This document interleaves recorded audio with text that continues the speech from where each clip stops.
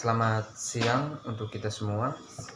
Perkenalkan, nama lengkap saya Laurentius Perendi Seletar Lalu. Saya merupakan mahasiswa kelas A semester 7 dari jurusan Sosiologi, Fakultas Ilmu Sosial dan Ilmu Politik, Universitas Nusa Cendana Kupang.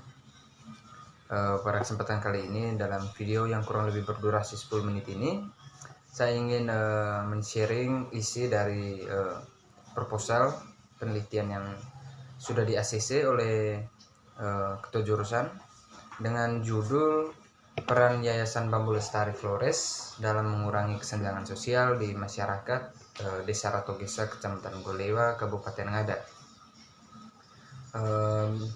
Perlu diketahui bahwa tujuan dari pembuatan video ini adalah untuk memenuhi syarat penilaian ujian akhir semester dari mata kuliah kajian seminar masalah sosial. Kita langsung saja menuju ke topik atau isi dari video ini. Yang pertama, ketika kita membahas mengenai peran suatu lembaga atau yayasan, yakini yang saya maksud adalah lembaga swadaya masyarakat atau LSM, itu ada 3 poin penting yang harus dipahami terlebih dahulu, di mana yang menjadi target adalah masyarakat pedesaan. Kemudian yang kedua, di dalam masyarakat pedesaan sendiri ada yang namanya kesenjangan sosial atau ketimpangan sosial, yang merupakan masalah pokok dari judul proposal yang saya ambil ini. Kemudian yang berikut ada lembaga swadaya masyarakat sosial atau LSM. Di sini LSM yang saya ambil yaitu Yayasan Bambu Lestari Flores. Yang pertama, kita beranjak ke masyarakat pedesaan. Dalam masyarakat pedesaan kita harus mengetahui apa yang dimaksud dengan masyarakat. Kemudian yang kedua ada desa.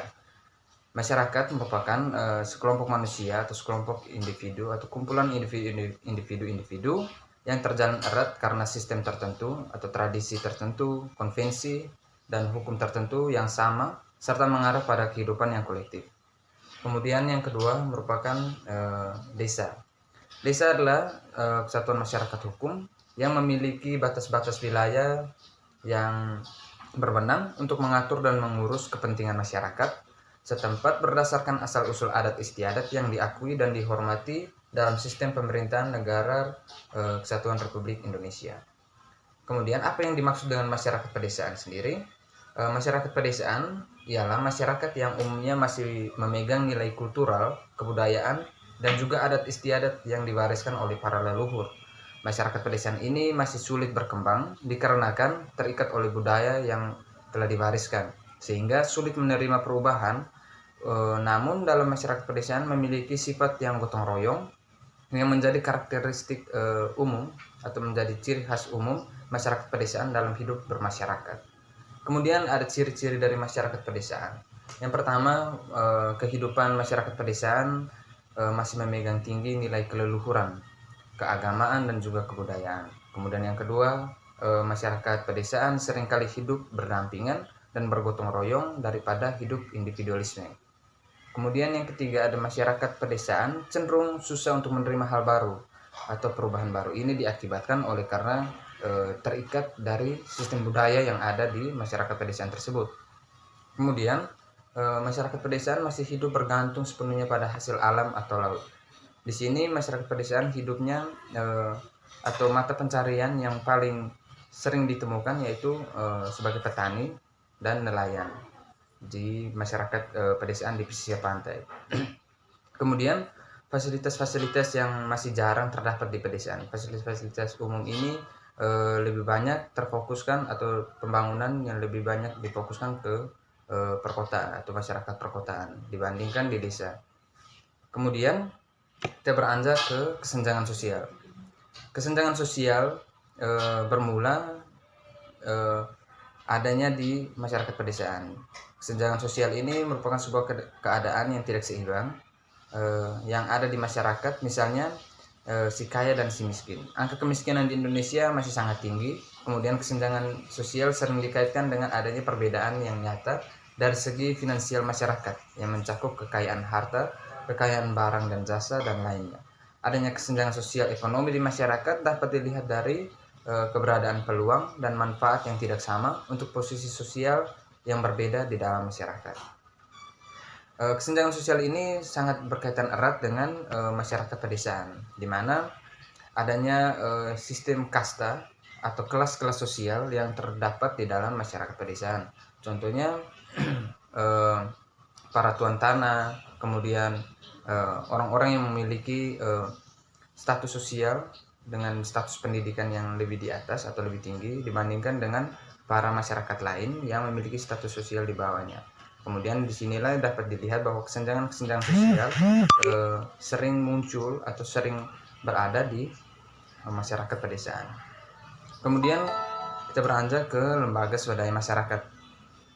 Perlu kita ketahui bahwa lembaga swadaya masyarakat atau LSM ini merupakan organisasi atau lembaga atau merupakan instansi yang beranggotakan warga masyarakat penduduk negara Republik Indonesia yang harus secara sukarela atau atas kemauan sendiri berniat untuk bergerak di bidang kegiatan tertentu yang diatur oleh organisasi atau lembaga sebagai bentuk partisipasi masyarakat dalam rangka meningkatkan taraf hidup dan kesejahteraan masyarakat yang berfokus terhadap pengabdian secara swadaya. LSM sendiri merupakan suatu lembaga yang tidak terikat baik dari pihak birokrasi ataupun lembaga pemerintahan, karena LSM dibentuk oleh yayasan ataupun pihak swasta yang bertujuan untuk mengabdikan diri kepada masyarakat dengan tujuan agar meningkatkan taraf hidup masyarakat atau mengangkat kembali status atau kesejahteraan di tengah masyarakat dengan program-program yang telah disediakan. Kemudian yang berikut ciri-ciri LSM. LSM atau merupakan organisasi bukan bagian dari pemerintah atau birokrasi ataupun negara.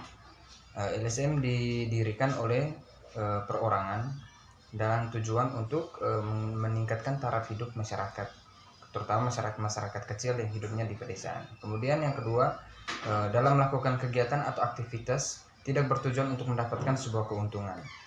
Kemudian yang berikut, kegiatan dan pekerjaan yang dijalankan semata-mata untuk kepentingan masyarakat umum atau tidak untuk kepentingan para anggota, seperti yang dijalankan oleh koperasi ataupun organisasi profesi. Kemudian yang berikut berlandaskan kepada Undang-Undang Nomor 16 di tahun 2001 mengenai yayasan. Oleh karenanya secara umum organisasi non-pemerintah di Indonesia yang dibentuk oleh suatu yayasan.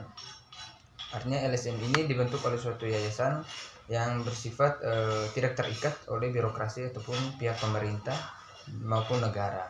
Dia didirikan oleh perorangan dan tidak bersifat terikat oleh birokrasi manapun. Ini pun telah dilandaskan secara tegas oleh Undang-Undang tahun 2001, yaitu Undang-Undang Nomor 16. Kemudian kita beralih ke fakta mengenai kesenjangan sosial yang ada di Desa Ratogesa. Perlu diketahui bahwa Desa Ratogesa cukup tertinggal dari segi ekonomi sosial, yang mana masih terdapat banyak keluarga miskin atau kakak miskin.